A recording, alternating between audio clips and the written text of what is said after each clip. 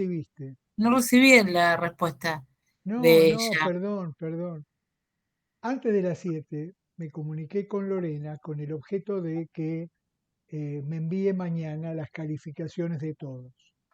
Me voy a tomar la tarea de trasladar a cada uno de ustedes las 4 calificaciones de las materias y qué es lo que hay que hacer.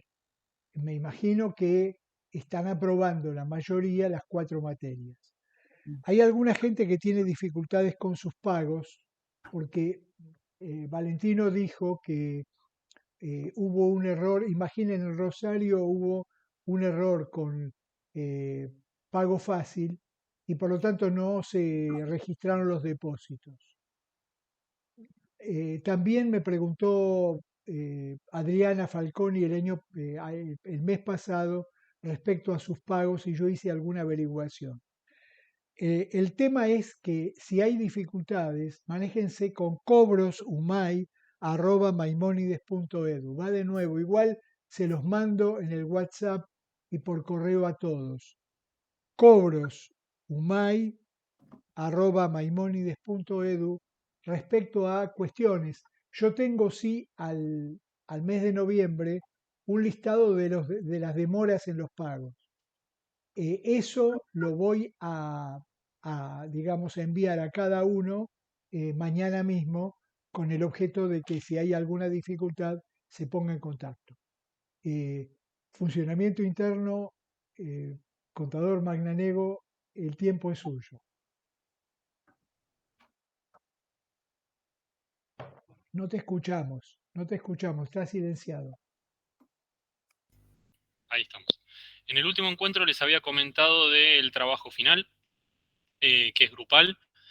Ahora se los voy a presentar y se los voy a dejar subido a la plataforma para que lo tengan y el que quiera avanzar durante tiempo libre en el verano pueda avanzar. La idea es que mantengan los grupos con los que vienen trabajando. Si quieren hacer algún cambio no me molesta en absoluto. Lo que les voy a pedir es que si tienen los grupos más o menos cerrados, me los pasen y así yo los tengo registrados. Eh, la idea es que en el último encuentro dedicárselo todo a la exposición de estos trabajos, de que elijan 1 o 2 personas dentro de cada grupo que puedan exponerlo, tienen unos 10, 15 minutitos, intentando respetar ese tiempo para que todos lleguemos sin apuro, porque si no nos va a pasar que vamos a tener que estirar el encuentro a más de las 10 y nadie tiene muchas ganas. La idea es que ustedes puedan, es libre el trabajo, no quiero limitarlos en lo que tienen que hacer dentro del trabajo. Yo les voy a presentar un caso de una institución que ustedes tienen que reformar y asesorar, este, y pueden usar todas las herramientas que tengan. Para presentarlo también, el que quiera hacer un PPT puede hacer un PPT, que quiera poner un video, lo que quieran, no hay ningún problema, es libre. Les voy a mostrar un poquitito, les comparto la pantalla para que vean cómo es.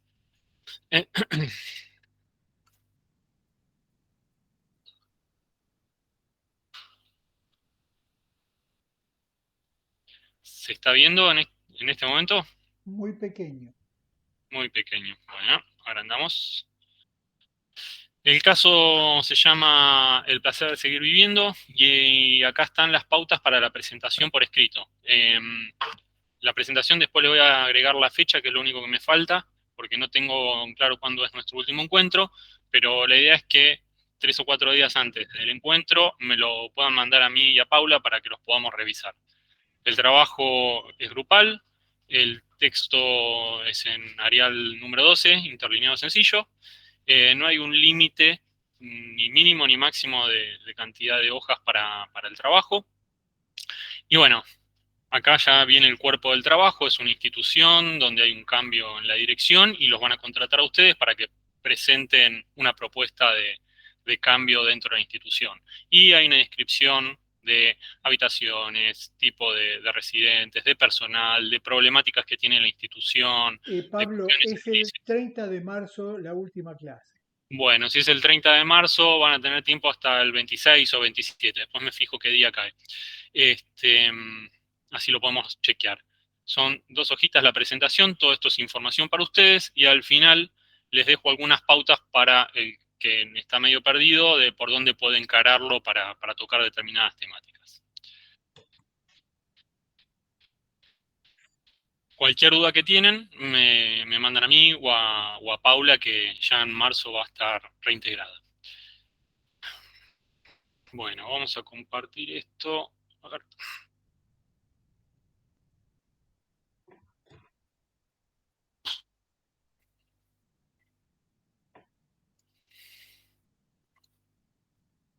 No me la deja abrir.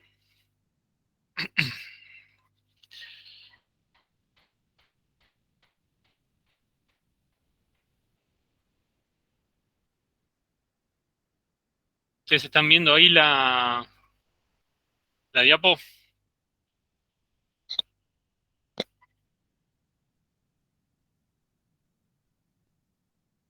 ¿Sí?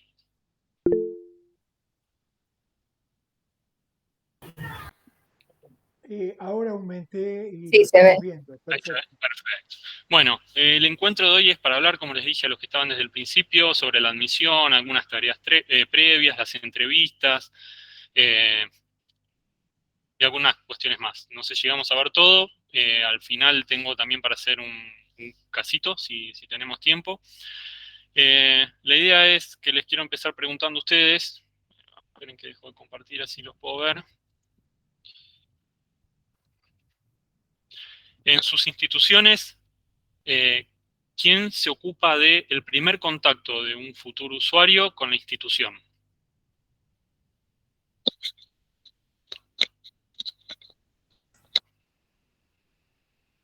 En mi institución, el primer contacto lo tiene quien atiende la puerta, obviamente, y después el contacto lo tengo con mi hermano y Nacha, que es la encargada.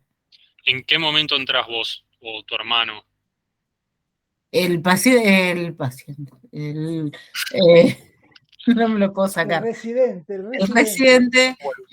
residente consulta en distintos horarios, por vía telefónica o en general, gracias a Dios, que es una virtud para mí mía, es que es boca a boca.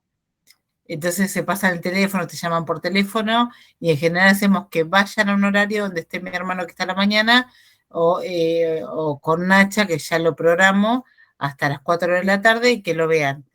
¿Y un tocatimbre, Celia? Y si ¿Cómo toca haces? timbre, depende del horario que toque, porque van a cualquier hora. Y generalmente se los cita para la mañana para mostrarles el lugar. ¿Y tenés algún asistente que si pasa en algún horario Me donde encantaría, ustedes no pero están? más gente no. No, pero Sí, si pasa tengo, información, costos, alguna cuestión. sí, Sí. los derivo al horario de secretaría para ver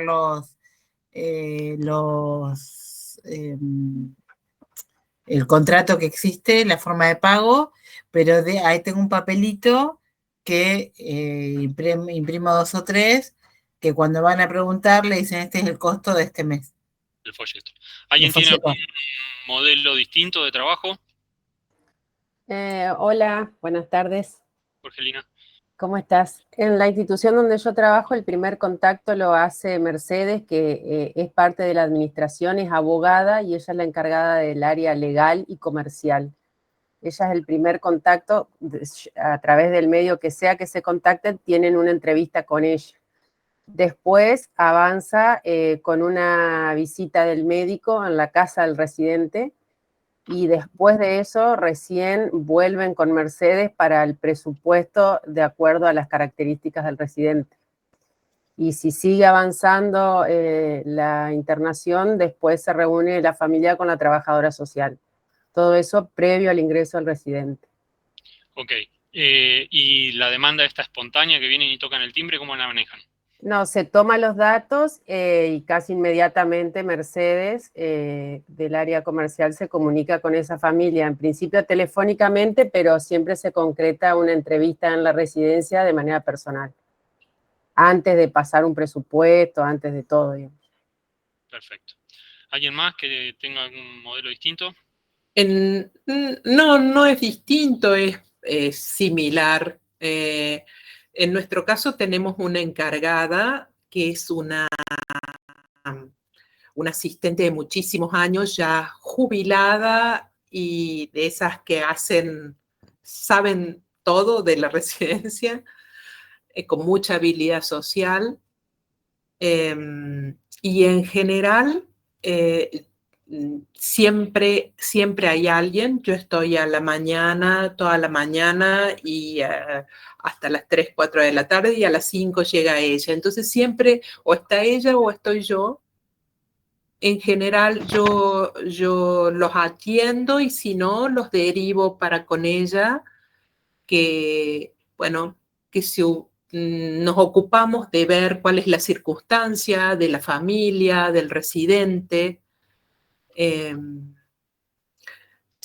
Te diría que si bien el primer interés de la gente es preguntarte el precio, ¿no? Eso es lo primero que te preguntan. Entonces, bueno, uno va como orientando, me parece, esa conversación a ubicarlos en que en realidad uno tiene que ver un poco más, un panorama un poco más completo, desde ver si es un residente que nosotros podemos recibir, incluso cuando, como en este momento, como no tenemos camas disponibles, pero yo lo mismo me tomo el tiempo de atenderlos y tratar en lo posible de orientarlos a instituciones que primero son de confianza, o pienso que le pueden dar una buena respuesta a esa persona. Bueno, básicamente es eso, pero son una serie de entrevistas previas. Y el precio tiene que ver con el tipo de habitación que elijan y con el grado de autonomía, dependencia del residente. Bueno, perfecto. El tema del precio, que te lo hacen inmediatamente, entraron, te saludaron y te preguntaron cuánto cuesta, yo lo trato de patear para adelante, que primero vean las instalaciones y después el precio. Y aún no teniendo cama, como en este momento por suerte no tengo, los anoto en lista de espera. Que en general, la lista de espera los llamás cuando hay un lugar, pero en general esa gente ya fue buscando otros lugares. Bueno, a ver, bastante variado cómo se manejan. Les cuento que haciendo un poco de estadística y consulta de la gente que recorre las instituciones, una de las quejas más importantes que hay es justamente este primer contacto. Gente que sale de recorrida a ver instituciones y no, me atendió un asistente que abre la puerta y me dedicó 2 minutos, 3 minutos, me dijo el precio, me mostró el comedor y me mandó para casa. La verdad es que hay mucho de esto. Uno muchas veces deposita, como dice Analía, en una persona de confianza, un asistente, pero muchas veces es gente que no está designada o no tiene el tiempo dentro de la institución para ocuparse de estas entrevistas de primer encuentro. La verdad que están bastante desorientados por lo que están contando de cómo se manejan en términos generales. Pero bueno, sepan que es una queja recurrente de los usuarios este primer contacto con las instituciones. Yo ahora les voy a dar un par de herramientas, algunas cuestiones interesantes para analizar de estos primeros encuentros. Y les hago una pregunta, ya que estamos antes de que comparta. ¿Y qué hacen si les tocan el timbre a las 5 de la tarde un viernes o a las 12 del mediodía y les dicen, bueno, mi mamá está en tal clínica, la operaron de cadera y le están dando el alta en media hora, a lo sumo lo puedo tirar hasta mañana sábado por la mañana? Y nosotros tenemos un grupo de WhatsApp con varios geriátricos, todos habilitados, y lo ponemos en el grupo a ver quién tiene, quién puede aceptarlo o no. Si tuvieran lugar, porque hasta ahora todos me dijeron, no, sí, nosotros hacemos 3 entrevistas con el médico, visita domiciliaria, me dieron así un programa de atención. No hago porque no puedo tener ya más empleados hasta que no habilite la parte nueva. Bueno, pero lo reciben igual. Y lo atiendo igual.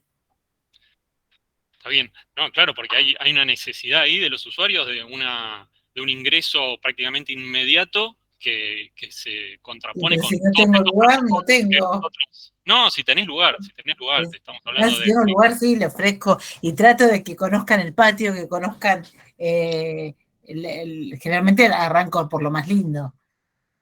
No, está bien. Yo lo que decía es que somos todos con tiempo, somos todos Gardel. Te hago 3 entrevistas, te pongo al médico, al trabajador social, al psicólogo, te hago una Bien. visita de integración, todo lo que queramos, pero muchas veces no se puede. No tengo tanta gente yo.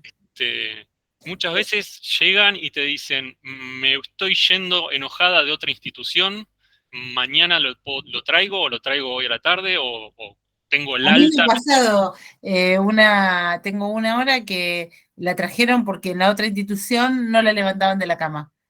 Y nosotros, el paciente se levanta y están felices de la vida.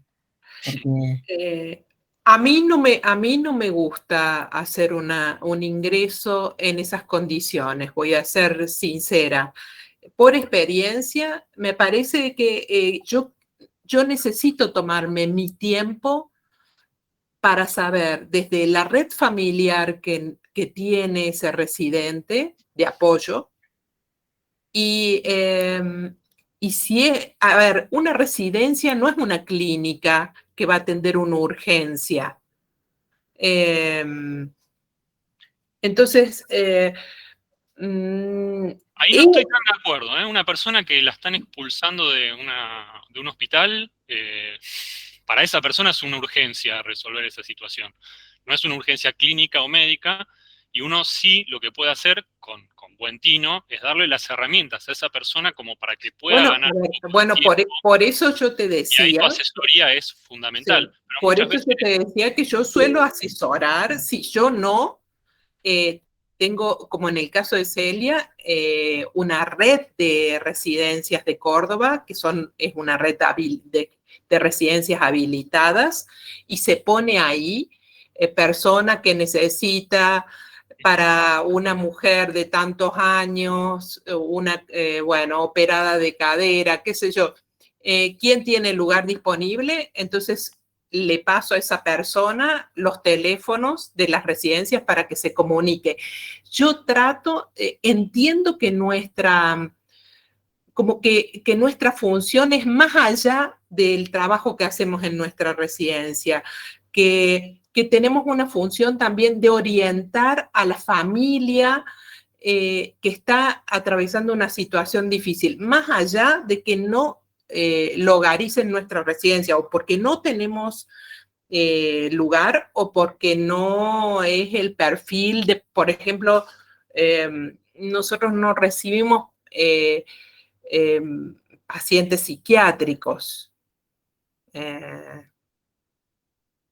Te está ¿no preguntando, recibí demenciados? perdón, te está preguntando Lucrecia, Sí, que que levantó la levantó la mano. mano, y también Sandra Riquel. Lucrecia. Hola, ¿me escuchan? Sí, perfecto.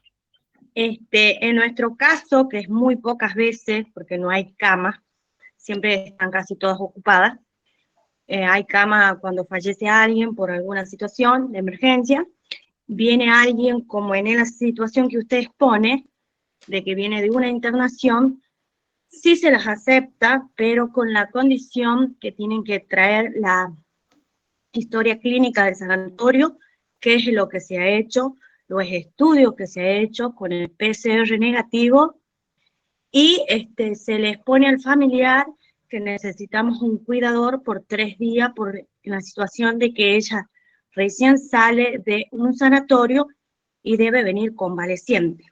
Entonces, en esa condición se la puede recibir. Ok, Diego.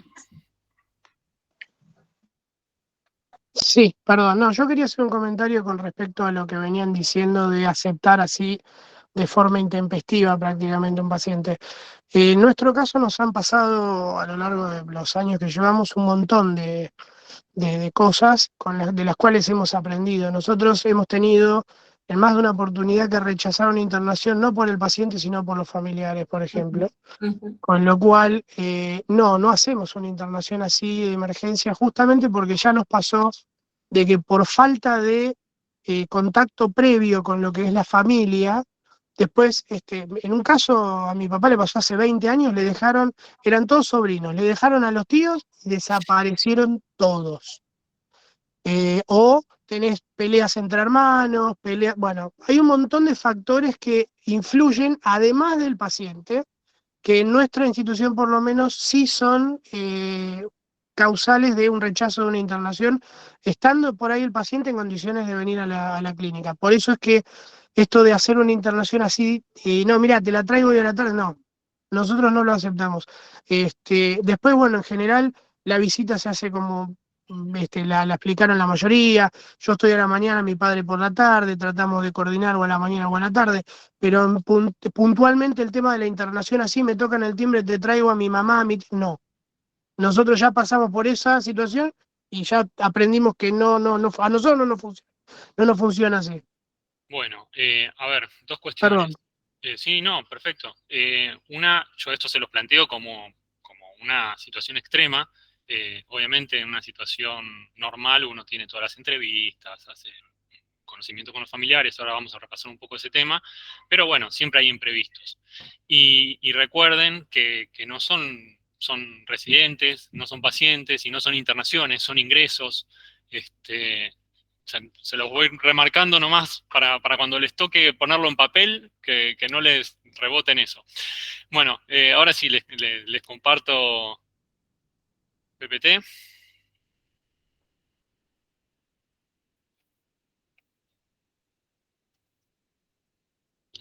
Bueno, ya charlamos un poquito de quién hace las entrevistas. Bueno, hablemos un poquito de las capacidades que tiene que tener esta persona que hace las entrevistas o estas personas que hacen las entrevistas.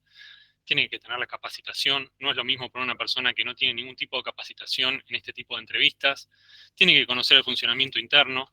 ¿Por qué lo digo? Porque incluso acá en Capital Federal existen personas que se ofrecen para hacer entrevistas sin trabajar en la institución y sin conocer la institución. La conocen muy por arriba, son vendedores que trabajan a comisión. En lo posible que tengan nociones de gerontología, ser empáticas y de escucha abierta. Una buena entrevista necesita que uno se tome el tiempo y que pueda escuchar a la persona que viene con sus problemas y que pueda hacer un diagnóstico en el momento de la situación como para poder hacer un buen asesoramiento. Como decían recién la compañera, además del rol que cumplimos para adentro, puertas adentro, yo también comparto esta mirada de que tenemos que informar, acompañar a esta gente y poder hacer una buena derivación o una buena orientación, que todo eso a la larga vuelve. Tenemos que tener el tiempo, poner una persona a hacer una entrevista que tiene varias de estas capacidades, pero que mientras hace una entrevista tiene que atender el teléfono, abrir la puerta y ocuparse de llevar a alguien al baño, bueno, para esto no sirve, porque no va a poder hacer una buena entrevista. Siempre, como comentaba alguna de las personas, se puede decir, mira, ahora no hay nadie para hacer esta entrevista, vamos a coordinar un turno, un momento adecuado. Es lo ideal cuando uno no tiene un personal permanente para hacer este tipo de entrevistas. Y muchas veces en estas entrevistas se toman decisiones que son fundamentales para el desarrollo de la persona en la residencia, para los familiares y para la propia residencia. En las entrevistas se seleccionan las habitaciones, en qué área de la residencia van a estar, qué requisitos vamos a tener de ingresos, viene desde un sanatorio, si quiere un PCR, una epicrisis, el horario y el día del ingreso, que es fundamental para saber qué profesional la va a recibir. Necesito que haya más de un profesional. Quizás no es un ingreso intempestivo, pero sí es un ingreso en 2 días o en 3 días, que me limita mucho el tiempo que yo tengo para actuar, o es un ingreso que se puede hacer dentro de una semana, pero solamente esa persona puede ingresar en determinada franja horaria, y eso también a mí me condiciona para poder hacer el ingreso. Son todas cuestiones que hay que tenerlas en cuenta. Una buena entrevista es determinante para la elección de las residencias de larga estadía. cuánta gente ha entrado en una residencia con una entrevista medio pelo y después está desencantada, pensando que iba a hacer otra cosa, y termina fracasando ese ingreso, porque en realidad el primer error estuvo en ese primer eslabón de la cadena. Como dijeron, esto puede demandar varios encuentros y con distintos profesionales. Muchas veces, dependiendo del tipo de persona que va a ingresar, es recomendable que vengan a visitar la institución en distintos horarios, cuando hay actividad, cuando no hay actividad. A mí me gusta, aunque la mayoría no lo puede hacer, es invitarlos a que venga el propio usuario a compartir un rato, un día, una actividad para que vea cómo trabajamos. Y también nos sirve a nosotros para pensar a futuro qué tenemos que hacer distinto a lo que hacemos normalmente para estos nuevos ingresos. Siempre en la búsqueda de la atención centrada en la persona, cómo nosotros tenemos que adaptar nuestro servicio, nuestro personal, a este nuevo usuario, a este nuevo residente. Una buena entrevista inicial va a facilitar la transición y nos va a ayudar a que esa persona sea menos disruptiva dentro de la institución. Esto está también vinculado con el tema del consentimiento informado, que si tenemos tiempo vamos a llegar ahí. Y nos permite ir armando una estrategia de abordaje. Que los profesionales sepan qué tipo de persona va a entrar, con qué patologías, con qué requerimientos, que estén atentos a ese día donde va a ingresar, a esos primeros encuentros, diseñar espacios para que esa persona pueda hacer una buena transición en el ingreso, y que nosotros podamos hacer un diagnóstico lo más certero posible con esa información que vamos a tener en esos encuentros, que puede ser 1, 2 o 3, o lo que cada uno diseñe, pero que normalmente esa información es incompleta, y tener un personal que está capacitado para hacer estas entrevistas nos va a permitir desmenuzar un poco esa información y ver, porque muchas veces, ustedes ya lo saben, vienen las familias y te dan una versión que es distinta de lo que uno encuentra cuando viene el usuario, no siempre malintencionados, sino porque los puntos, la subjetividad ahí no se puede soslayar. Entonces, tener una persona con mucha capacidad en esos encuentros es fundamental. Y en general, en general no, pero muchas veces se minimiza esto y cualquiera está haciendo esa entrevista de ingresos. Yo les voy a dejar un cuestionario con un montón de preguntas que quizás después volvemos si tenemos tiempo.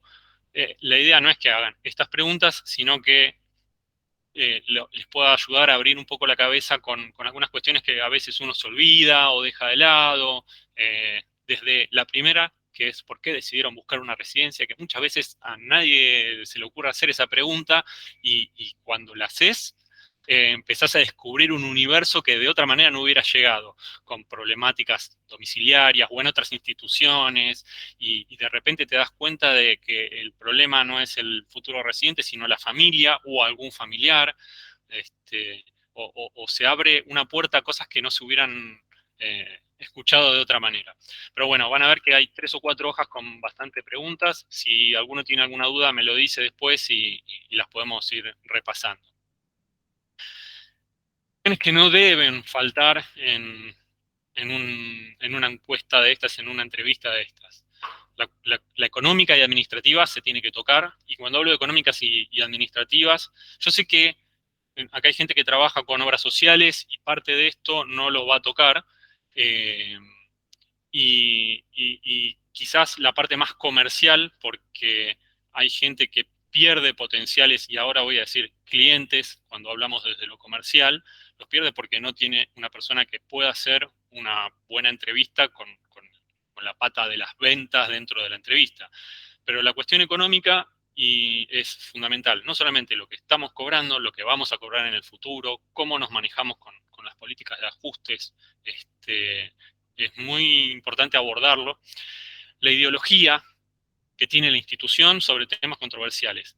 Gente, sujeciones, en época de pandemia, visitas, salidas, cambios de habitaciones, son todas cuestiones que son muy importantes hablarlas, pero uno las va abordando si en esa entrevista tiene una persona que se da cuenta que un posible problema puede ser el tema de las sujeciones, porque te vienen diciendo que se caen, que no se caen, que yo no quiero. Entonces, cuando uno percibe que para esa persona el tema de las caídas es importante y que hay algún prurito o algún tabú con el tema de las sujeciones, es un tema interesante para abordarlo. A mí no me interesaría, si yo soy una institución libre de sujeciones, ingresar a una persona que después me entero que el familiar lo que quiere es que tenerla contenida las 24 horas para que no se caiga, y que si se llegan a caer yo voy a tener un problema serio con ese grupo familiar por una caída. Todo esto se puede empezar a rascar en las entrevistas iniciales. Lo mismo con los cambios de habitaciones. Si yo tengo una institución donde tengo dividido distintos sectores por nivel de complejidad y tengo como política que cuando una persona va cambiando su complejidad la cambio a otro ala o sala de la institución, bueno, eso está bueno tenerlo ya charlado en las entrevistas. Cómo se trabajan las adaptaciones, la metodología de trabajo en general de la institución, el plan de trabajo que se tiene normalmente con las personas que ingresan, hablar de la historia de la institución, la parte cultural de la institución, todo esto está vinculado con la ideología. Bueno, ya hablamos de la escucha continua, la comprensión, el acompañamiento. Otra de las grandes problemáticas que hay cuando alguien se va de una institución es no tenía con quién hablar en la institución. Solamente tenía acceso a la encargada de enfermería, a la encargada de personal. Bueno, todo esto es fundamental para un servicio integral y de calidad. Bueno, tema que estuvieron charlando, documentación requerida para un ingreso. Estas son algunas cuestiones. El contrato institucional es obligatorio que lo tengamos. Suena un poco obvio, pero hubo instituciones que hace 15, 20 años no firmaban contratos institucionales. El reglamento de la institución, si uno tiene un reglamento, entregárselo con firma para que uno se quede con la firma del reglamento de la institución. La epicrisis, cuando una persona tiene epicrisis o viene de una internación hospitalaria. Si hay una historia clínica de los residentes, también hoy es mucho más habitual encontrar residentes que tienen armados alguna especie de historia clínica. Es piola también pedir y poder abordar sin vergüenza la clave de acceso de los residentes a sus hospitales. Por ejemplo, el hospital italiano, el hospital alemán, vos entrás con la clave y podés ingresar a la historia clínica, a los últimos laboratorios, y muchas veces nos facilita mucho el trabajo cuando no hay una familia que pueda responder enseguida a este tipo de pedidos. Bueno, los estudios médicos, la documentación, fotocopias del carnet, de la obra social o prepaga, del DNI. Está bueno laburar con listados de efectos personales que ingresan. Tema consentimiento informado lo vamos a abordar ahora dentro de un ratito. Y después, bueno, obviamente abierto a todo lo que consideren ustedes importante para sus instituciones.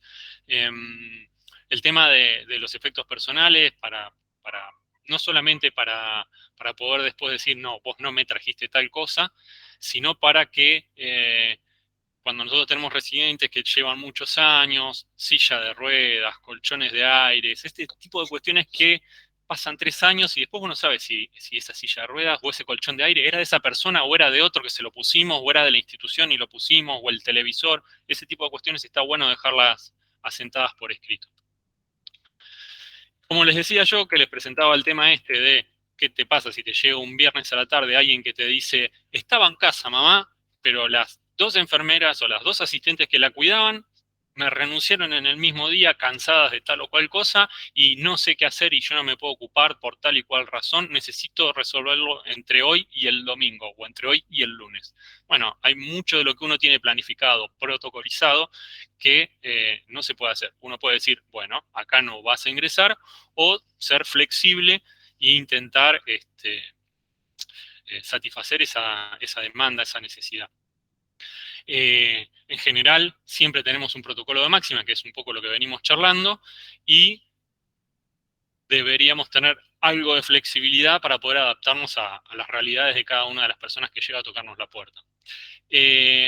Hoy en día, tener un canal de comunicación, WhatsApp, mail, es mucho más habitual, nos ayuda a coordinar todas estas entrevistas. Una entrevista que empieza por una entrevista in situ en la institución, puede seguir por WhatsApp fácilmente, se pueden hacer videollamadas. He tenido entrevistas y personas que han tomado la decisión de ingresar a una de mis instituciones por videollamadas, con gente viviendo o en Estados Unidos o en Europa.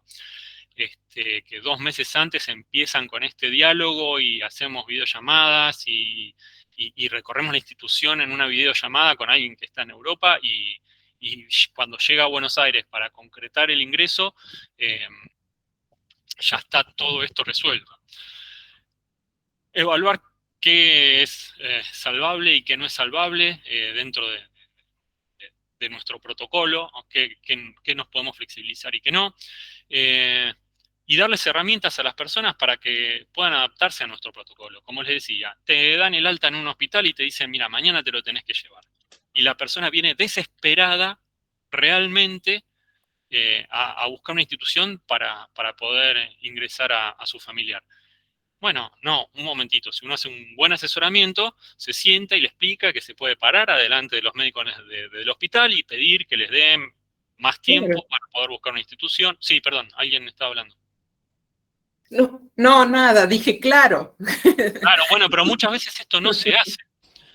Perdón, acá quería aportar por ahí, acá en Paraná no es una ciudad tan grande, entonces tenemos esa ventaja, digamos, de que el médico de la residencia tiene fácil acceso a los médicos de la internación y entonces siempre cuando se da una situación de esa magnitud, nos comunicamos con la clínica, la clínica prolonga un poquito la internación, se va coordinando y se hace de esa manera, pero de repente es más fácil quizás en una ciudad más chica, se me ocurre.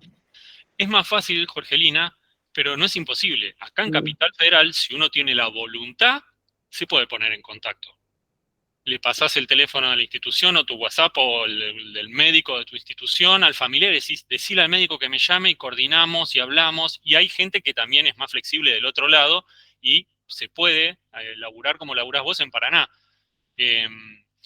Cuando uno trabaja con obras sociales, esto es mucho más habitual, que haya un contacto con quien negociar estos tiempos. Pero bueno, uno tiene que saber que existen estas posibilidades y empoderar a esa familia, a esa red, para que pueda adaptarse. Le digo lo de los tiempos porque es una cosa bastante habitual en Capital Federal. El tema de las camas que necesitan rotación en los hospitales muchas veces hacen que haya presión sobre los familiares y es algo que se vive mucho. Yo trabajo con algunos hospitales donde a mí me llaman directamente del hospital porque tienen algún caso que necesitan darle el alta y el mismo hospital me lo traslada a mí como si fuera medio un auxiliar y yo ahí tengo una ida y vuelta constante con esa gente. No, hoy no puedo, tengo un espacio para dentro de 3 días y uno lo va negociando. Existe esa posibilidad. A ver, vuelvo a compartir.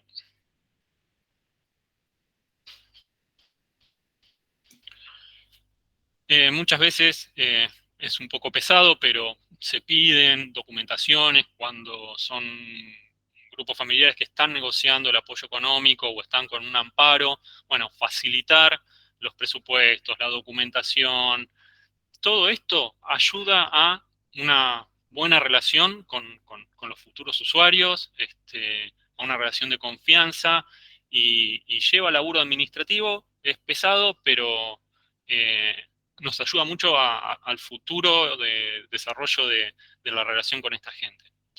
Y vamos al consentimiento informado. Ese es un tema recontra áspero. No vamos a hablar de lo que es el consentimiento informado en particular. Todo el mundo sabe que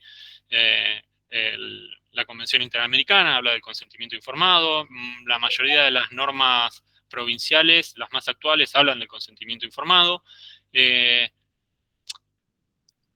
Y genera, voy a cerrar la pantalla porque les quiero ver las caras cuando hablamos de esto, pánico entre la mayoría de los directores de las instituciones hablar de consentimiento informado. Genera irritación. No voy a discutir cuál es el verdadero alcance o si sirve o no sirve el consentimiento. Cada uno ahí tendrá su postura. Los que trabajamos con consentimiento informado hace tiempo sabemos que si uno lo va trabajando con tiempo, se los puede trabajar bien. Paula daba esta parte de la clase porque a ella le encantaba el tema del consentimiento, cómo trabajaba en las entrevistas con los familiares sobre el consentimiento, empezar preguntando, como les dije, por qué quieren venir a un ingreso, y la segunda pregunta que hago yo es, tu mamá, tu papá, tu tío, la persona de la que estemos hablando, ¿sabe que vos estás buscando una residencia para ellos? Y ahí viene, no le dije. Ah, ¿y qué vas a hacer? Pues vos lo querés traer la semana que viene, lo vas a sacar de la casa, ¿está lúcido tu papá, tu mamá? ¿Entiende la situación? ¿Se puede charlar? Bueno, el consentimiento informado en Capital Federal es obligatorio. Hay algunas discusiones ahí, si tiene que ser en un papel separado, dentro del libro. El consentimiento tiene que ser claro. Puede ser firmado adelante del personal de la institución, que es lo recomendable. Puede ser firmado en su casa y después uno en la institución puede constatar que fue firmado hablando con la persona que va a ingresar. Lo ideal es trabajarlo con tiempo y darle tiempo a la persona que va a ingresar a la institución de que pueda hacer su proceso mental para poder ingresar a la institución. Cuando una persona viene a mi residencia a consultar y veo que está en esas primeras consultas o haciéndose primero la persona la idea de que va a traer a su mamá, a su papá a una residencia geriátrica, dentro de este asesoramiento que uno tiene que dar es, bueno, empezá a charlarlo con tu mamá, con tu papá, para que se vaya haciendo la idea. Lo que te va a responder hoy o mañana va a ser distinto de lo que te va a responder dentro de 2 semanas, si vos lo venís charlando, de la necesidad de ingresar a una institución. Así que no se achiquen con el tema del consentimiento, encárenlo, tengan un modelo preimpreso con letras grandes y claras para que la persona que lo va a firmar lo pueda leer. No necesita tener mucha información. Para nosotros institucionalmente es importante que quede claro que la persona sabe que está ingresando a una residencia y no otra cosa. Y obviamente esto se trabaja con, en términos generales, personas que tienen la suficiente capacidad cognitiva para saber que están ingresando a una residencia. A mí me parece que mucho sentido hablar de consentimiento informado cuando tenemos una persona que no sabe dónde está, no está orientada. No tiene mucho sentido. Sí tiene sentido cuando hablamos de una persona que está orientada por momentos y por momentos no, pero bueno, es parte de este proceso de ingreso a las instituciones. Te hago una preguntita. El consentimiento informado, que nosotros en nuestro trabajo el consentimiento informado es el ABC, nadie no le pone una vía si el paciente no lo firma. Yo lo que le digo siempre, este es el permiso que me das para trabajar, no me evade de responsabilidades. Si yo te dejo y me voy a tomar mate y vos te desconectaste del respirador, yo soy responsable. O sea, eso se lo digo siempre. Ahora, en el caso de una práctica médica, lo firma el paciente o el representante legal. Acá, cuando lo firma el representante legal y no lo firma el paciente, ¿lo tenés que certificar con algún certificado que no es capaz o algo? A ver, hay 2 o 3 cuestiones. Una es, tiene distintos objetivos el consentimiento médico que el consentimiento informado para ingresar a una residencia. Sí. Como les digo, es un tema que lo pueden charlar con Pablo, con Kaplan, que él lo maneja bastante, pero nuestro consentimiento está dirigido a conservar o proteger el derecho a la autonomía de esa persona. Nosotros no tenemos a nadie en contra de su voluntad dentro de la institución. Perfecto. ¿Lo firma quién? Si es una persona que está en capacidad de firmar, lo firma la persona que está en capacidad de firmar. Y si no está, ¿cómo le evaluás? Firmar es entender. Vos, como directora, con tu médico, dicen, bueno, esta persona me dio consentimiento, me dijo, me hizo así porque no puede firmar. ¿Entendés? muchas veces es verbal el consentimiento. Hablas con la persona y si vos entendés que estás ingresando a una institución, por más que esa persona no pueda enfermar, te da el ok y vos decís, bueno, me acaba de dar el consentimiento y lo registrás como que te lo dijo en forma verbal, no es un inconveniente. No pones un certificado en el caso de que no esté lúcido. En el caso de una persona que no puede dar el consentimiento, tenés una pata jurídica que te dice, bueno, esta persona en realidad debería estar judicializada. Y tendría que tener un representante legal. Yo no estoy del todo de acuerdo porque me parece que esas cuestiones muchas veces llevan un tiempo que esas personas no tienen para tomar una decisión de ingresar a una residencia. Me parece que hay un tema ahí delicado. Hoy, ¿cómo se está trabajando en el ámbito de la Ciudad Autónoma de Buenos Aires? Es válido un consentimiento cuando esa persona no puede dar su consentimiento, el médico dice no está en condiciones de dar consentimiento y la persona responsable, hijo, hermano, marido, lo que sea, firma en su nombre el consentimiento. Esa persona, además de ser hermano o familiar directo, que va a ser además el responsable para la institución, puede ser una persona que también está apoderada, entonces ahí ya tiene otro peso legal, y esta persona además puede haber dejado directivas anticipadas. Entonces todo eso contribuye con el tema del consentimiento para ingresar en la institución. No es un consentimiento médico para realizar una práctica, es un consentimiento para ingresar a la institución. Y ese consentimiento no quiere decir que está autorizando una permanencia a largo plazo. Se puede retirar en cualquier momento, a diferencia del consentimiento que te firman a vos para entrar y hacer una cuestión quirúrgica, que ya está, te lo firmó, y una vez que está dentro y se terminó la milonga. Acá, al otro día, puede quitar el consentimiento. Sí, yo eso lo tengo en el contrato. Es complejo. Hay instituciones que son para autoválidos donde tiene esto mucho más peso, hay instituciones que trabajan con personas con deterioros cognitivos muy importantes, o RAMP, donde la judicialización está a la orden del día. Pero bueno, no hay que tenerle miedo. Si uno se sienta, lo puede firmar. Yo debo reconocer que muchas veces hay situaciones un poco conflictivas, entonces lo voy charlando y la frutilla del postre sería la firma, que quizás no la hago en el momento del ingreso. La persona está con dudas, que sí, que no, pero sí, me dice, bueno, vamos, ingresamos. Entonces le digo, bueno, después en un par de días nos sentamos de vuelta y charlamos el tema del consentimiento. Hay que recordar que las personas mayores tienen otros tiempos y que no son los administrativos, y muchas veces tenemos que ser flexibles para seguir adelante. Pero nuestra posición ética siempre va a estar en el medio.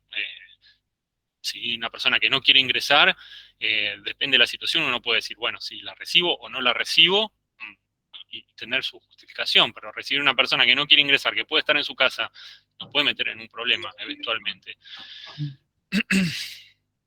Vuelvo a compartir, así seguimos un poquito más.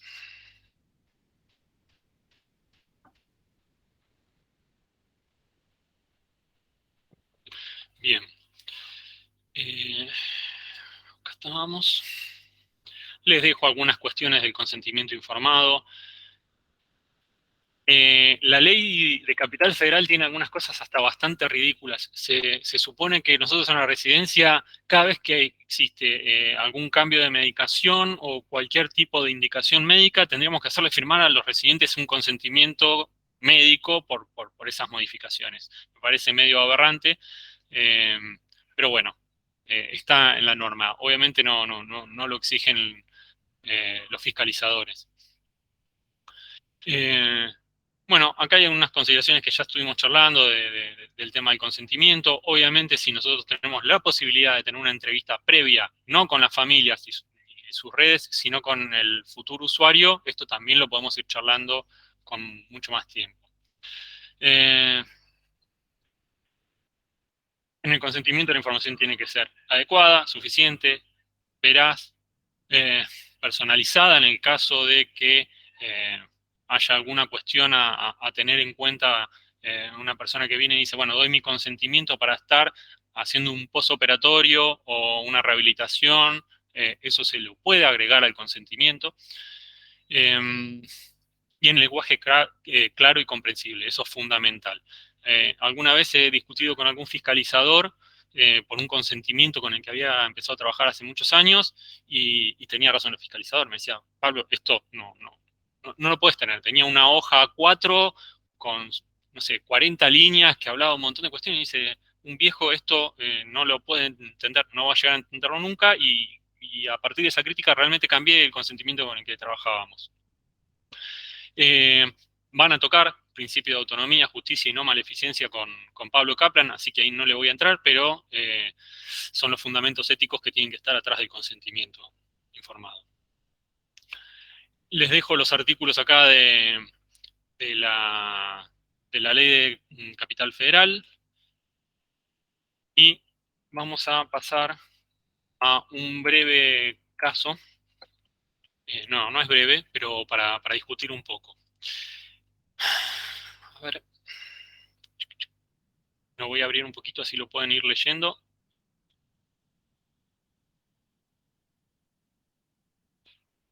Se los voy leyendo yo. Les voy a presentar, esto me pasó este año. No, el año pasado, el 2021, perdón. Ya pasó tiempo. Me deriva el caso un hospital.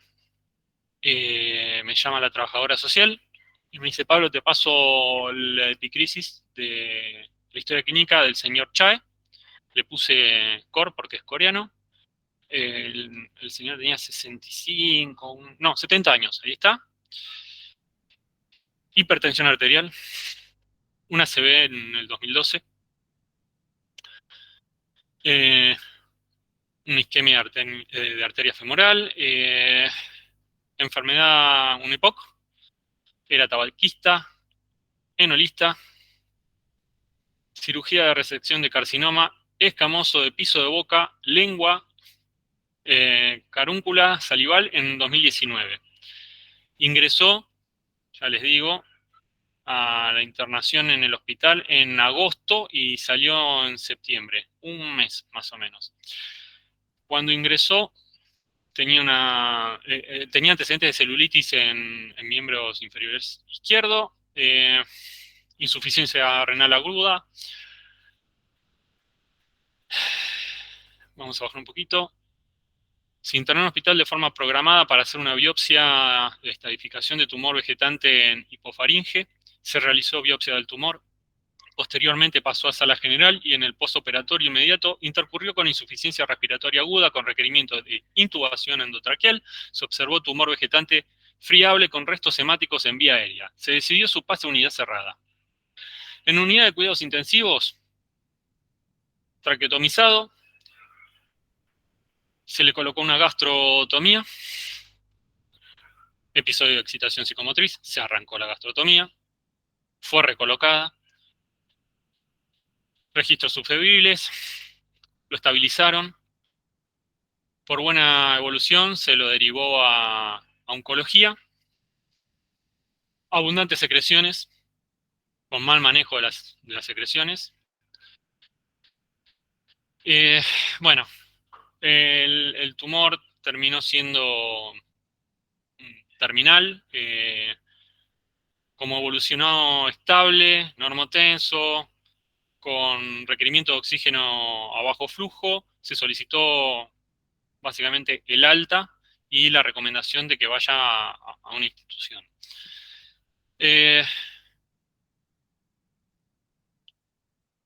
Se le otorgaron cuidados crónicos domiciliarios, la llamada internación domiciliaria. No se lo puso en paliativos, el equipo de paliativos no vino a la institución, lo manejaron desde hospitalaria. Yo pedí los paliativos, pero al final no lo pusieron en ese programa. Les dejo las indicaciones, continuar con medicación habitual. Se lo aspiraba unas 12 veces por día antes del egreso del hospital. Las pautas de alarma y la medicación: salbutamol, esomeprazol, bisoprolol, quetiapina 25 miligramos por día, atorvastatin, aspirina, heparina, estaba anticoagulado. Bueno, no sé qué opinan del señor Chae, que que le decían Juan a Chae. Si a ustedes les llega una epicrisis, viene un familiar con esta epicrisis, ¿qué piensan? ¿Qué pensamos en que con respecto a que al paciente? Porque el paciente es un Sí, caramelo, paciente es un un caramelito, caño, ¿no? un caño terrible, y nosotros en la institución Miel lo tomamos. Lo tomas. Sí, absolutamente. ¿Con qué pensás que te vas a encontrar? Porque este es un tipo que no lo podés lo podrías ir a ver al hospital si querés.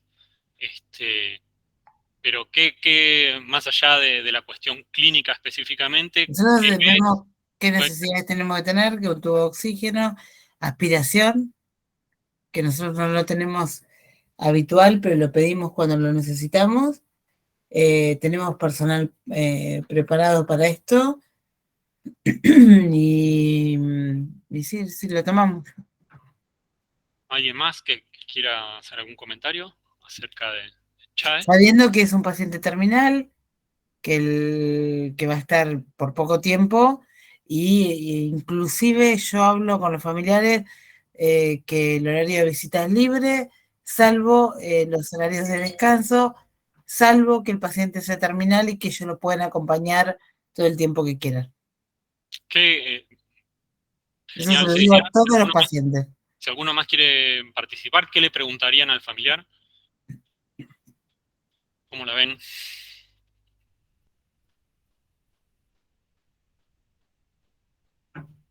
No muchos se animan, me parece, a recibirlo. ¿Alguien me dice, yo no recibiría a este señor?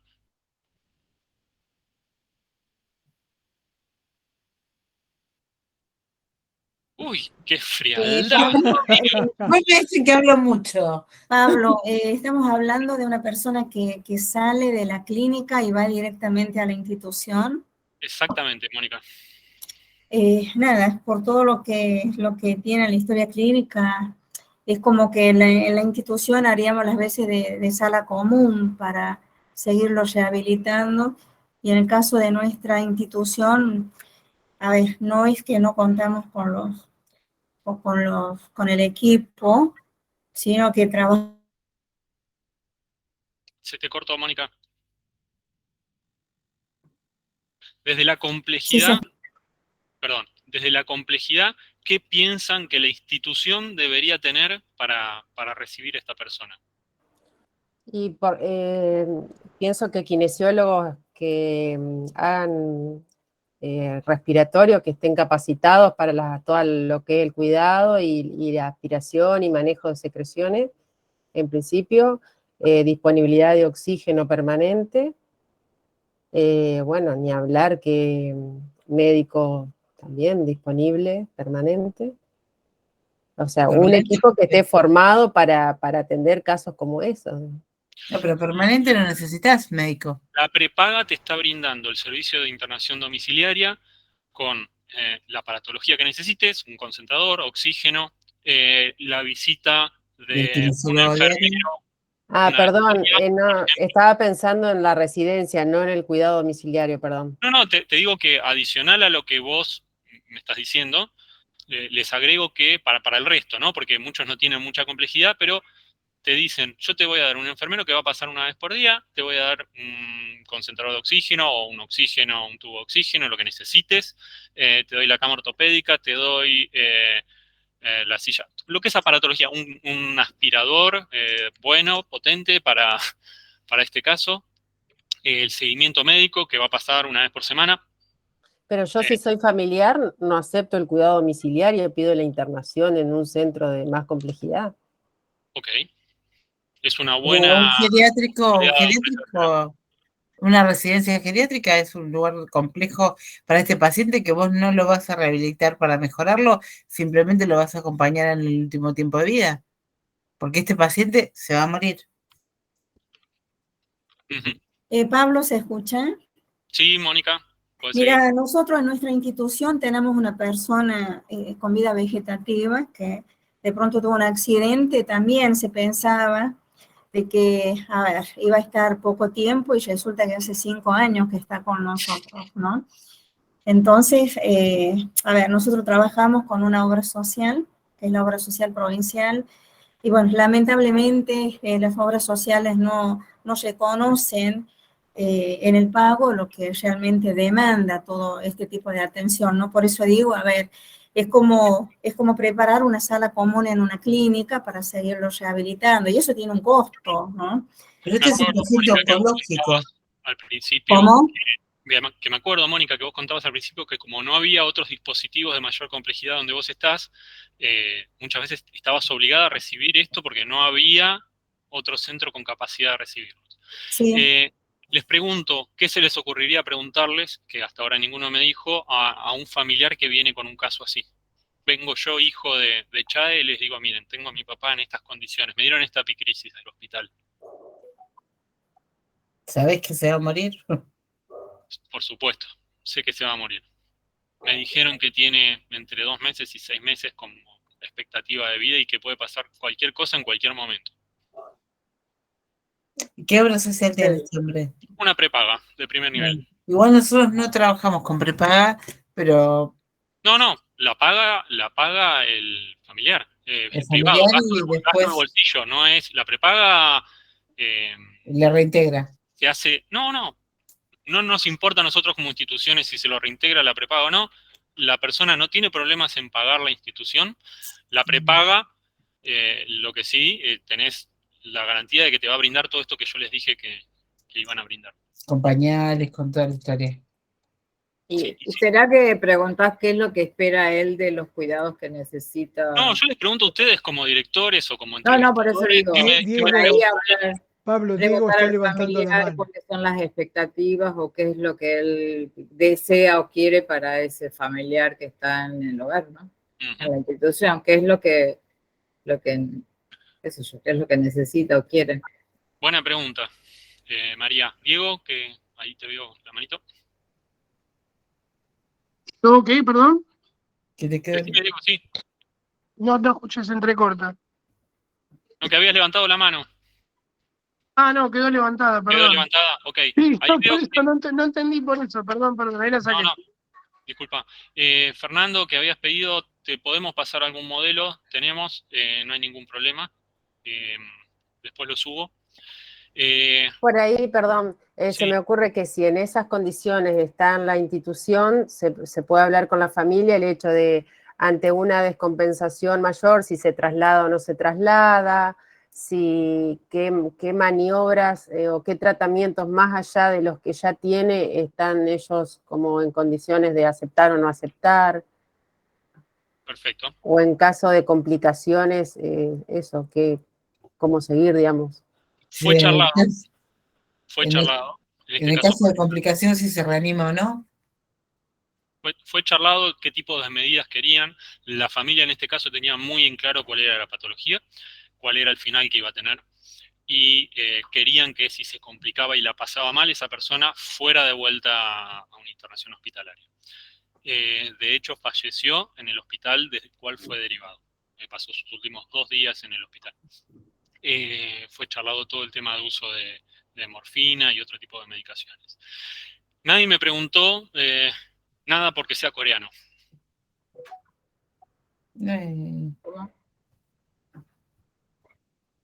La cuestión cultural es fundamental, gente, a la hora de la entrevista. No es lo mismo recibir a un coreano, un norteamericano, un argentino que vivió toda su vida en Jujuy, en Santa Cruz o en Capital Federal. Las expectativas son distintas. Con decirle que Juan Chade no hablaba español. No sabíamos eso. Lo dimos como... Uno lo daba por sentado o no le importaba a uno en ese momento quizás si hablaba o no hablaba. Tal vez cuando lo entrevistaste enterás. No se me ocurrió preguntarte a vos. Increíble. Nadie me preguntó el nivel de lucidez de Chade. Absolutamente lúcido, Chade. A nadie se le ocurrió preguntarme qué hacía Chade o qué hace Chade. Chade estaba lúcido, no hablaba español, usaba celular, usaba computadora, necesitaba sí o sí Wi-Fi. Se comunicaba con nosotros con el traductor del celular. Miren qué diferencia ya del tipo caño que sale de esa epicrisis a un tipo que está lúcido,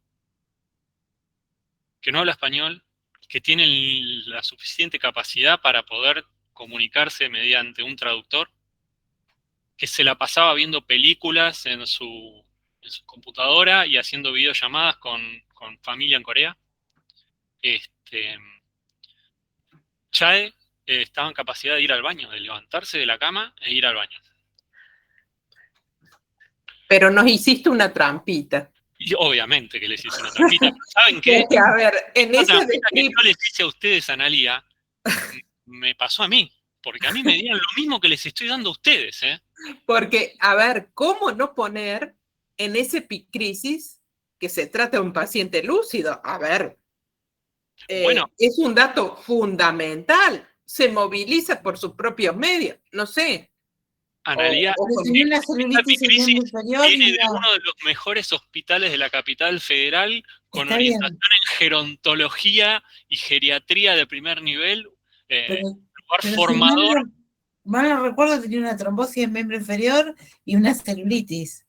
Había tenido antecedentes de 2 celulitis. O sea, sí. Indestructible era Chae, ¿no? Bueno, pues se Hasta este pueden. momento, hasta su Igual último. lo tomo yo, igual lo tomo, compro. Bueno, a ver, yo les dije, pregúntenme ustedes como si yo fuera el familiar.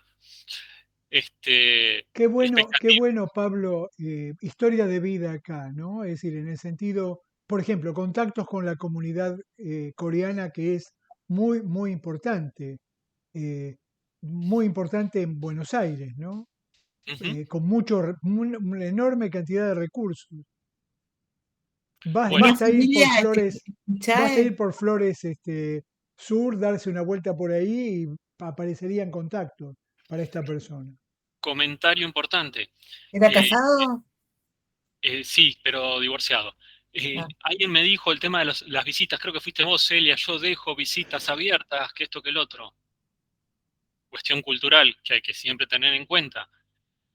Los coreanos tienen como norma que el hijo mayor se tiene que hacer cargo de los cuidados de sus padres y pasar los últimos días conviviendo con la persona que va a fallecer en estas circunstancias. Entonces, ¿qué era fundamental? Que yo le permitiera a su hijo mayor venir a dormir a la institución los últimos días, o que tenga la posibilidad de decir tal o cual día voy a venir a dormir en la habitación con mi papá. Entonces él necesitaba una habitación individual, porque para ellos era fundamental, era quizás más importante que el hijo pueda venir a compartir con el papá sus últimos días, que muchas de las otras cuestiones que nosotros podríamos ofrecerle como servicio importante dentro de la institución. bueno, si tengo lugar, lo acepto, si no, se tiene que Bueno, adaptar. ellos se podían ir a otra institución, estaban en proceso de selección, pero eso era fundamental. Y obviamente era una entrevista difícil porque el hijo hablaba un poco de español, pero costaba entender algunas situaciones. Como dice Jorge, ahí uno aprovecha las redes que pueda llegar a tener, y yo había trabajado durante mucho tiempo con una médica coreana, entonces la llamé a mi amiga coreana y le dije, tengo este caso, contame un poco, y ella me aclaró la importancia, por ejemplo, que tenían estas cuestiones culturalmente para ellos. Pablo, pero cómo era el día a día de un coreano ahí adentro para manejarse en la rutina, en la diaria, para entenderlo en su idioma? ¿Cómo Bueno, es eso? cuando llegó, era muy inteligente, y muchas veces uno se terminaba entendiendo con él sin necesidad de usar el traductor. Pensemos que era una persona que venía de una internación hospitalaria de 1 mes, que ya venía acostumbrado a un ritmo de institucionalización, y nosotros empezamos a darnos cuenta que era la principal problemática de Chae. Había que aspirarlo constantemente. Él tenía la demanda de que se lo aspire constantemente. Cada media hora, 45 minutos te llamaba y te hacía señales de que necesitaba que lo aspiren. El problema que pasaba, además de todos los que tenemos en claro que tenía, es que él tenía miedo de morirse ahogado. tenía la capacidad funcional para levantarse e irse al baño, sin ningún tipo de problemas. Nuestro personal de kinesiología trabajaba a la marcha, subir, bajar de la cama. El limitante era cuando él empezaba a tener ruiditos en su tráqueo, tenía miedo, entraba en pánico, se acostaba y pedía que lo aspiren.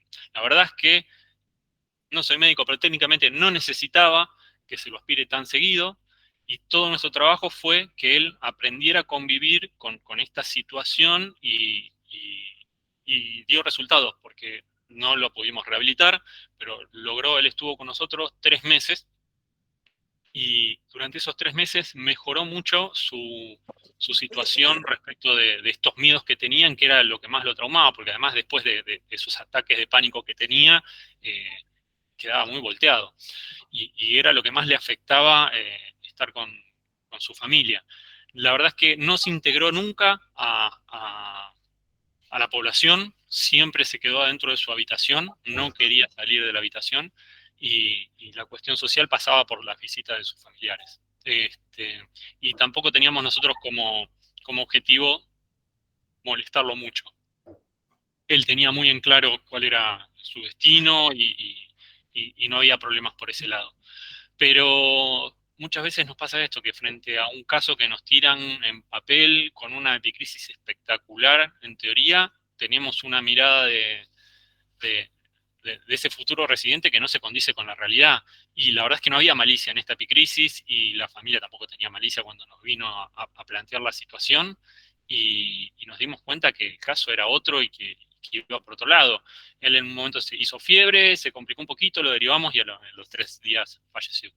Pero bueno, traje este caso porque me parecía que era espectacular por la cuestión cultural, que uno muchas veces no tiene en cuenta. Cuando empieza a rascar un poquito la historia de vida de esas personas, empieza a ver que tiene que adaptar un montón de situaciones de la institución que son adaptables, que uno puede ser flexible y le va a mejorar la calidad de vida a esa persona. Y esa persona tenía como alternativa ir a un centro de rehabilitación de alta complejidad, donde seguramente le hubiera sido más restrictivo todo y mucho más medicalizado y sanatorial, o quedarse en el hospital, porque tenía la opción de quedarse en el hospital, con todas las restricciones que implica estar adentro de un hospital durante 2 o 3 meses.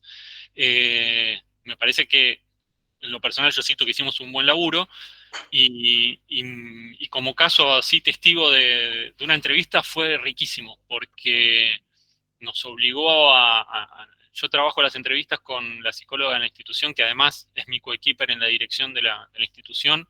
Es una de las tareas que me encanta hacer, ser ese primer eslabón en la institución de contacto con el que viene a buscar, y lo comparto con Marcela.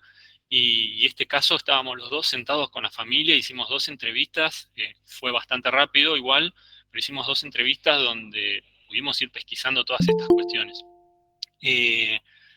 Creo que desde lo comercial, que la persona que va a hacer estas entrevistas, como alguien contaba, que era la abogada administrativa, es importante que haya una persona que tenga un rango jerárquico superior, y es la cara de la institución. La recomendación es que si como alternativa tienen que usar una persona que es un asistente o una encargada quizás de persona, una cosa así, para determinadas situaciones es válido, pero que ustedes como directores, como gestores de la institución, está bueno si pueden participar o tener una persona específica que se dedique a ese tipo de cuestiones. ¿Alguno tiene alguna consulta, alguna reflexión al respecto del caso este?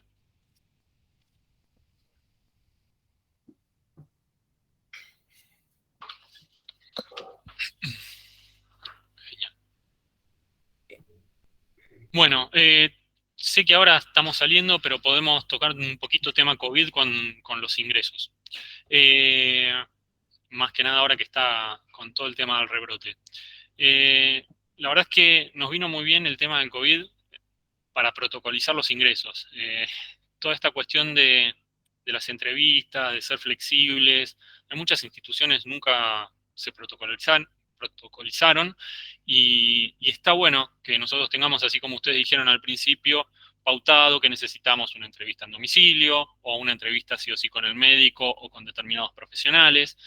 Y mucho de esto se fue formalizando durante el COVID, post-COVID. Esto de encarar, perdón, ¿no? Hay un perro vecino ladrando. Esto de encarar con las medidas que hubo que tener de profilaxis, de tener una persona que ingresa 7 días o 10 días separado del resto de la población, también nos posibilitó a nosotros hacer un análisis de, bueno, ¿qué podemos hacer distinto a lo clásico de que ingresara una persona y la pongamos directamente con el resto de la población sin ningún paso previo? De cómo poder ir integrando a los nuevos usuarios en forma gradual a la institución. Así que fue una oportunidad también este post-COVID.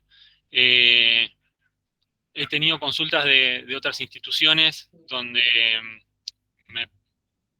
me preguntaban específicamente con qué modelo trabajábamos de entrevistas, y quizás les puedo pasar en algún momento algún resumen paso a paso de cómo se puede ir trabajando esto más allá del PPT.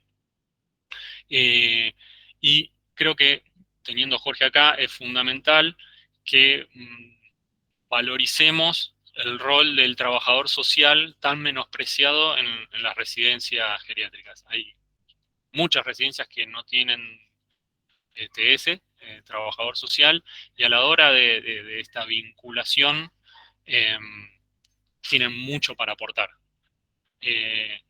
Quizás se puede tener un TS de part-time para este tipo de ejercicios de entrevistas. Nos van a dar mucha información que no la hubiéramos podido juntar de otra manera con gente que no tiene esa expertise, y creo que vale la pena.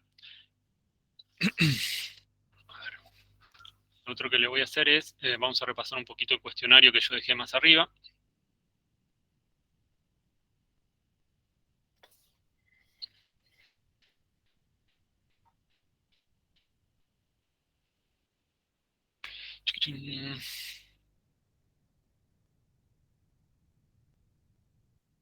Acá tenemos. Bueno, en las preguntas que teníamos, yo las fui dividiendo por distintas dimensiones. A la hora de las entrevistas, no solamente pensamos en la información propia de esa persona para saber cómo está, sino para qué podemos hacer nosotros, cómo podemos ser más efectivos para hacer una venta, para ajustar los servicios y los costos de los servicios con un poco más de certeza. Hay muchas instituciones que tienen un arancel para todos igual, hay otras instituciones que trabajan con aranceles diferenciados, hay instituciones que tienen aranceles integrales y otras que tienen los aranceles por tipo de prestación que brindan. Todo esto nos va a ayudar una buena entrevista a fijar esas pautas. Te quería hacer una pregunta.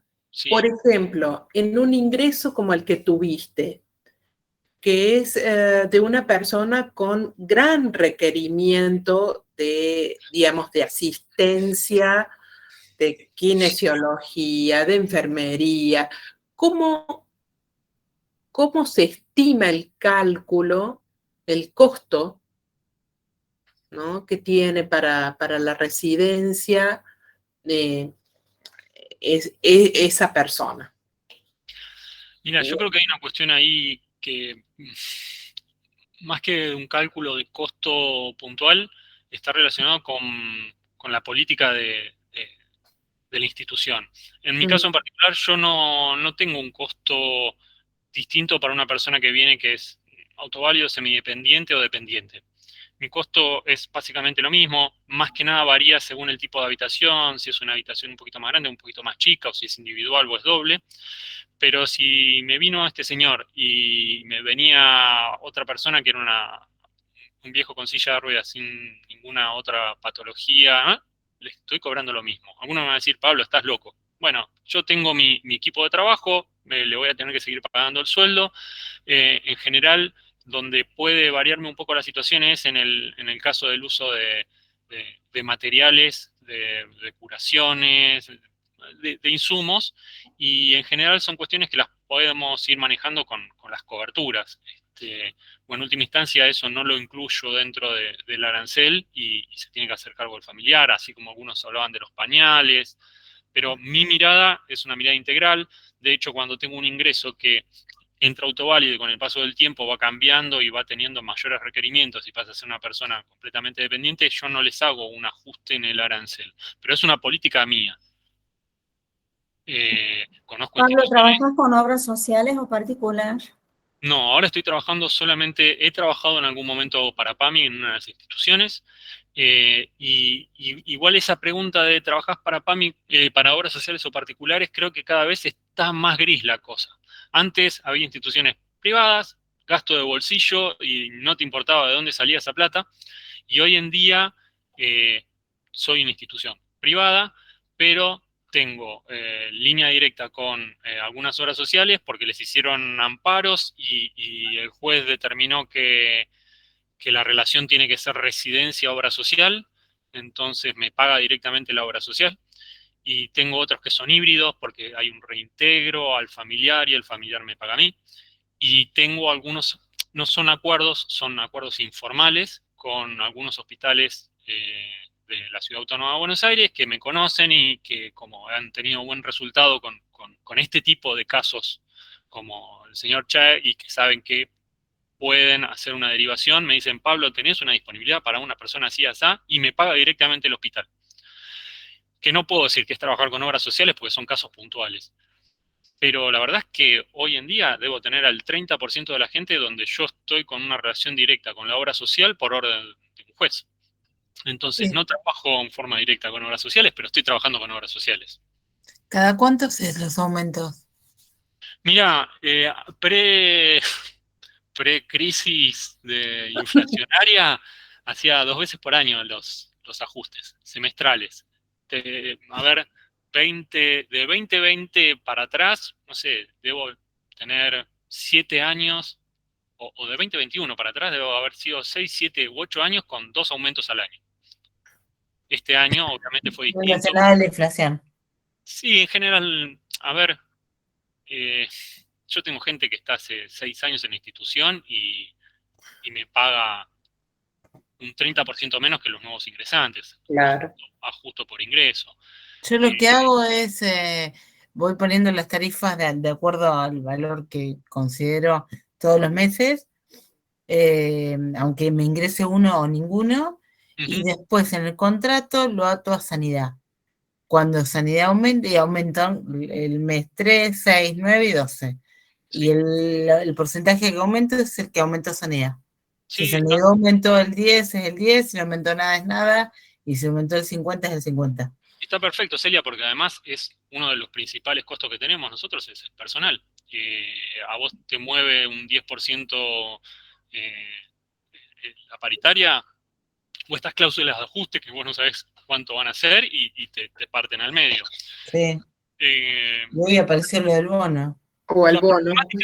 Con el tema de los aumentos es administrativa propia, más allá de la negociación que uno tenga con los familiares. No es lo mismo si vos tenés que ajustar los aranceles 6 veces en el año que si lo tenés que ajustar 2 o 3. Por el trabajo, por el volumen de trabajo que tenés atrás de eso. No, aparte cada vez que aumentás te ponen cara detrás. Nadie se queja. Vos lo podés hacer el aumento, lo tenés pactado, ¿no? Pero vos tenés que ajustar todo tu trabajo. Te genera un laburo adicional. Hay instituciones que el administrativo no va ni siquiera todos los días. Entonces hay atrás de todo eso un laburo que es engorroso. Yo este año aumenté 3 veces. Lo que logré con esto fue poner las cosas en claro. Yo el mes 3, 6, 9 y 12 te aumento. Y no es que ir de acuerdo a esto, porque si no te ponían cara de traste, que no, que la inflación no fue tanto, que la nafta no aumentó, que pindonga. Hay gente que conozco directores que tienen por contrato que ajustan por valor de inflación directa, por inflación informada. Claro. Cada 2 meses o mensuales. Me quedan todos los valores distintos, pero... Buenas tardes. Sí, Buenas Tania. tardes, profesor.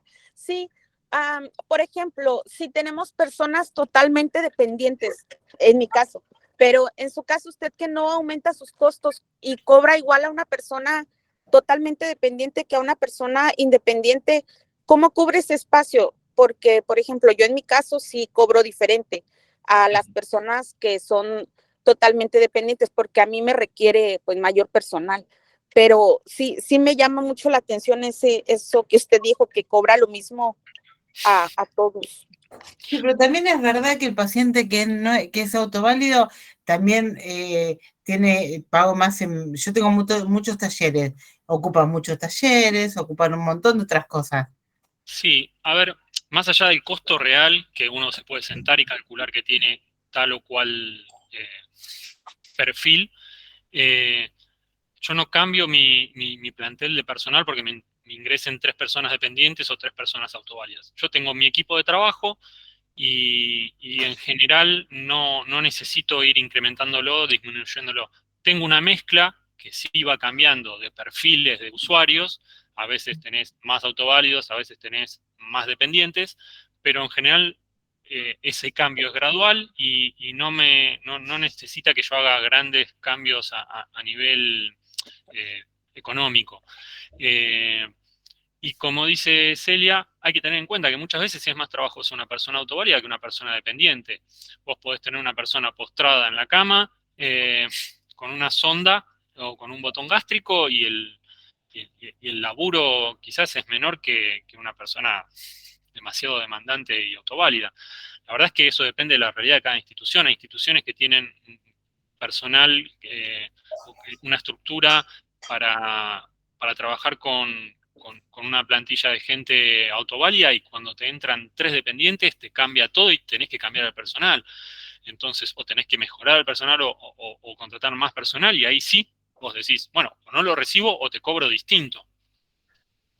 Ok, sí, entendí. Entonces, sus movimientos los hace usted en su personal, no en los costos. No, en general mi personal es estable. Yo estoy preparado para recibir gente con dependencia. Y en general mis cambios en personal, si tuviera que hacer una curva a lo largo del año, se van dando muy de a poco y por distintas razones, no por específicamente el tipo de residentes que... Lo que pasa que, a ver, yo estoy preparado para trabajar con gente dependiente, entonces a mí no me va a caer un martes 13 que me obliga a dar un servicio que no puedo brindar. Si yo estuviera con una residencia de baja complejidad o de bajísima complejidad y me entran unas personas con alta dependencia y las decido recibir, sí me generaría una problemática. Si tengo que realizar 6 aspiraciones por día y no tengo personal de enfermería o personal preparado para hacerlas, bueno, voy a tener que traer una enfermera que me venga a hacer las 6 aspiraciones y eso va a salirme más caro, se lo voy a cobrar a esa persona. Está por fuera de lo Mi que yo última pregunta, Pablo, ¿no tendrías preguntas para medir el índice de satisfacción en este caso para los familiares de los residentes? Mira, no tengo preguntas, pero es algo que me desvela el tema de cómo se va la gente, porque en realidad primero es difícil medir el post servicio, porque normalmente está vinculado con el deceso de la persona y es bastante incómodo salir a preguntarle. Creo que hay una medida que es determinante, que es el boca a boca, como dijo Celia. Si la gente viene recomendada, es porque se fue conforme. Y eso ya te da una pauta. Si vos tenés una proporción importante de gente que te viene a consultar por recomendaciones, es importante. Sí me parece que se puede hacer una medición de calidad y de satisfacción durante el proceso de la persona en la institución. Y me parece que lo más interesante, la idea no era entrar por mediciones y calidad, pero es muy importante no solamente tener una medición de los familiares, que son en última instancia los que terminan pagando, sino también de los usuarios. Y son distintos enfoques y creo que es importante porque muchas veces el familiar estaba recontento, pero el viejo estaba las recontraputeadas. Entonces vos decís, el que me pagaba estaba contento. No, hay que hacer la medición por separado. Es fundamental. Yo no sé si hay una materia de calidad, ¿no, Sí, Jorge? Pablo iba a decir que Torre San Marco, más o menos mayo del año próximo, en la materia calidad tiene indicadores Claro. y arma de alguna manera estas consultas, etcétera, van a trabajar sobre un texto de Senama de Chile que está muy bueno acerca de perfilar estas cosas. Y protocolos, obviamente van a escribir o van a plantear protocolos con ella y con Patricia Daste. Sí. Yo te hago un comentario, probablemente te vas a cagar de risa lo que te voy a decir, pero ¿sabes dónde mido mucho la satisfacción? En las fiestas. Nosotros se festeja todo, se festeja los cumpleaños, se hizo una fiesta grande de Navidad, y vos ahí te das cuenta que el familiar está contento, que pide la palabra, que quiere agradecer, que no quiere agradecer. Y ahí el que le traje una pareja de tango, que le traje esto, y que se engancha a la familia a bailar, y que saca a la vieja, que saca al otro, que quieren hacer pareja, y yo ahí para mí es el lugar ideal para medir la satisfacción. Bueno, mira, más allá de la espontaneidad del momento donde uno lee esas cuestiones, hay que abrir la puerta a las devoluciones de los familiares. Yo lo tengo como una costumbre, cada 3 meses aproximadamente, preguntarle cuando alguien me viene a pagar o cuando tengo una entrevista por alguna razón, che, ¿qué pensás? ¿Cómo la ves? ¿Estás conforme? ¿No estás conforme? ¿Cómo cambié de personal? Y le pregunto cuestiones que a mí incluso me interesan saber. Viste que cambié al asistente del piso por tal y cual razón. ¿Qué te parece el asistente nuevo? ¿O cómo estás viendo el tema de la comida? O cómo, bueno, hay que abrir la puerta para que la persona tenga esa posibilidad. Porque mucha gente no te hace la crítica porque vos no le abrís la puerta. Tal cual. ¿Para qué le voy a ir a decir algo? Entonces, si vos abrís la puerta, a veces te llevas unas sorpresas fantásticas, porque vos pensabas que tenías un asistente que no te terminaba de cerrar, y viene el familiar y te dice, pero es una divina, cada vez que entro yo, a mí me atiende bárbaro, y la veo que a mamá le da un beso, un abrazo, y son cosas que quizás vos no la percibiste por alguna razón, o porque tenías otra mirada, y está bueno, hay que abrir eso. Pero además que vos escuches al familiar, que vos le abras un ámbito de escucha al familiar, ya aunque venga a criticarte y vos le brindes esa oportunidad, y además muchas veces hasta se sorprendan de que vos realmente lo escuches y le digas, lo voy a considerar, porque a veces la gente hasta tiene miedo de decir, viene con la fantasía de que si viene y te dice algo puede haber alguna... Para maltratar, una represalia. Sí, una represalia contra su familiar, ¿no? Entonces, pero cuando ves lo contrario... A nosotros nos pasaba que, bueno, con muchas familias te reunís como muy habitualmente por distintos motivos y como que hay una ida y vuelta permanente. Y hay otras familias que de repente no hay cambios en el residente y que no se establece ese vínculo tan periódicamente. Entonces tenemos como listado y agendado reuniones programadas con esas familias, que nunca plantean nada, que nunca se quejan de nada. Es cierto. Y entonces con re buenos resultados, porque aparecen un montonazo de cosas y en general esas familias se sorprenden de que uno los llame para ver cómo estamos y para hacer como una evaluación juntos. Así que eso nos ha dado buen resultado. Porque si no siempre terminamos trabajando sobre las 10 familias o más conflictivas o más problemáticas y el resto queda ahí como un poco relegado. Igual considero de que para medir estos índices, de que lo hago en personal externo y de manera anónima, ¿no? Justamente porque hay gente que puede estar diciendo que todo está bárbaro, qué sé yo, un poco para quedar bien y tal vez por alguna cuestión de esta que se está diciendo, ¿no? De qué le pueden hacer a mi mamá, a mi abuela, qué sé yo, estando ahí adentro. O sea, por eso consultaba esto de que al menos para mí me parece interesante, ¿no? Hay un ideal de cómo medir y cómo trabajar lo que es calidad, y después está lo que puede hacer cada institución. Hay instituciones que incluso puede tener una consultora para hacer estas mediciones y tener todo protocolizado, como cuenta Jorgelina con el tema de los encuentros, y después va a haber instituciones donde tenés al hombre orquesta del que hablamos más de una vez, que es el que tiene que definir un montón de situaciones y no tiene la capacidad, el tiempo para protocolizar algunas cuestiones, pero si tiene en mente de que tiene que tener la cabeza abierta y que generar esos espacios donde pueda o como pueda, bueno, va a poder tener un feedback, un retorno de su servicio que le va a servir para ir mejorándolo y cambiándolo donde corresponda. De máxima, siempre vamos a tener la cuestión de una consultora externa, donde no haya influencias de la institución. Pero bueno, lo van a charlar y tienen una materia al respecto que va a estar buenísimo y les va a servir para seguir vinculando. ¿Se acuerdan que nosotros hablamos de cuadro de mando integral, de mediciones, de índices? Bueno, lo van a ver en personal, lo van a ver en control de calidad, que todo eso después, al final de todo esto, va a tener una integralidad que lo van a poder usar en sus TIF al final de la cursada. Bueno, ya son... Y hablando, sí, ya estamos. Y hablando de TIF, bueno, les envié al mediodía de hoy, digamos, los 3 vectores del TIF 2022-23.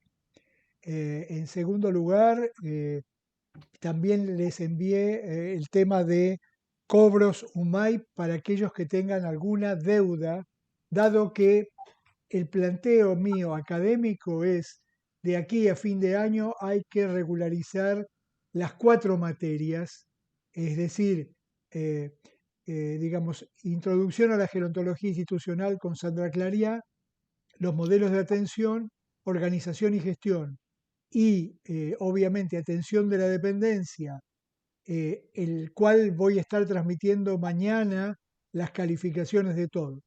Para hacerlo personalmente, envío la calificación de cada una de estas materias a cada uno de ustedes y englobamos la situación de regularidad en la que están.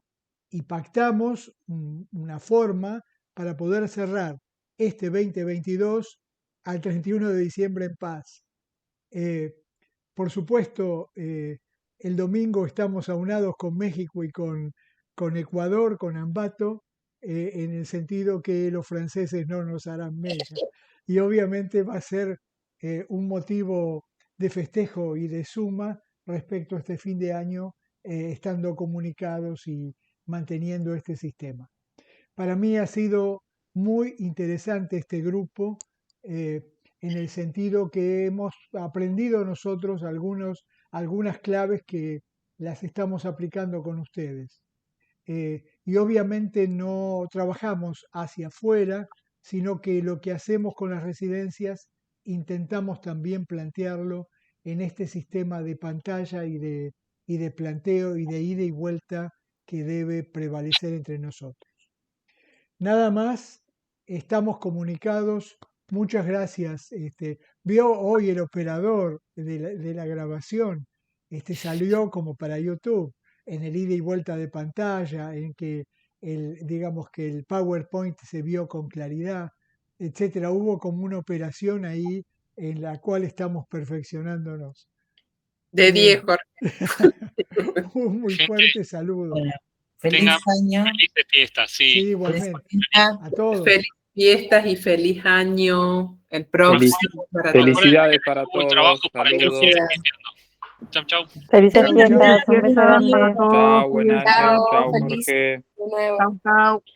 Chao.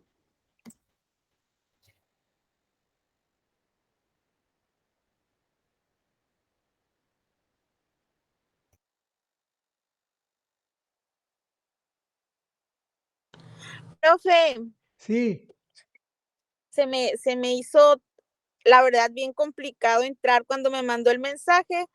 Abrí el mensaje y se me cayó el teléfono. te entendí, te entendí muy Ni vi bien. si le respondí. Pero sí, ¿sabe qué? Yo tengo problemas con los pagos, ¿no? Hice los primeros, creo que los primeros 3 y ahorita no he podido pagar. Me dicen que puedo pagar por Mercado Pago, entonces allá abrí una cuenta y voy a intentarlo. Perfecto, te entendí. Un muy fuerte saludo, Tania. Estamos comunicados. Gracias, profesor.